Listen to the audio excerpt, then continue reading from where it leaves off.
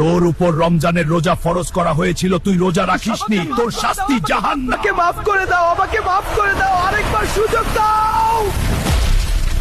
কি ব্যাপার রাসেল, তুই রমজান মাসে সিগারেট খাচ্ছিস, তুই রোজা রাখিসনি? আরে ধর, কিসের রোজা রাখবো, এখনো অনেক বয়স আছে, তখন রাখবো। ভাই রাসেল, তোর মা তো অনেক পরহেজগার, আর তোর উপর রোজা ফরজ হয়েছে। আরে ধুর, জ্ঞান দিতে আসিস না তো, তোদের এখানে থাকবো না, চলে গেলাম। ধুর, কেন যে রমজান মাস আসলো, সবাই খালি রোজা রাখতে বলে, এসব শুনতে বিরক্ত লাগে একদম। মা, ও মা, কোথায় তুমি? আমার খুব খিদে পেয়েছে, আমাকে খেতে দাও। বাবা রাসেল, তুমি রোজা রাখো দয়া করে, তোমার উপর রোজা ফরজ হয়েছে। ধুর মা, তুমিও সবার মতো একই কথা শুরু করছো। এখন আর আমার কি বয়স হয়েছে, বুড়াকালে তখন আল্লাহর কাছে ইবাদত করব। ধুর চাই, আর খাবারই খাবো না। আল্লাহু আকবার, আল্লাহু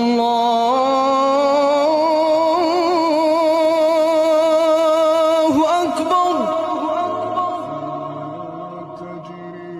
বাবা, রাসেল আজান দিয়েছে, ওঠ নামাজটা পড়ে নে বাবা।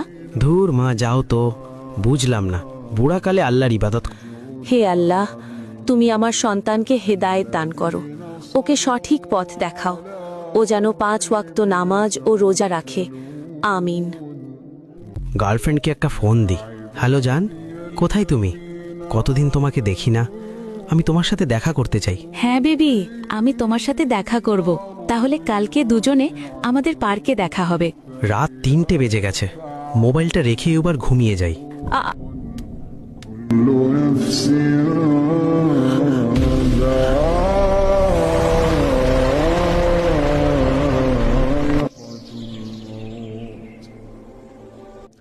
রাসেল, সকাল 11টা বাজে, তুই এখনো ঘুম থেকে পৌঁছিলে?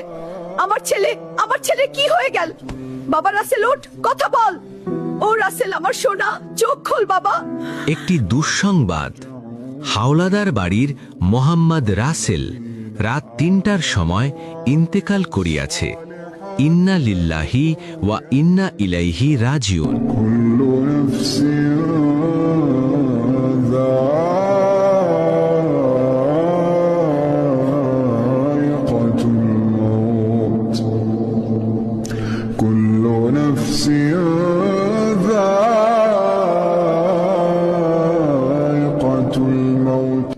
এই রাসেল নামে ছেলেটা আল্লাহর কোনো হুকুম মানত না, রোজা নামাজ কিছুই করত না। আল্লাহ জানে কবরে এখন কি হবে।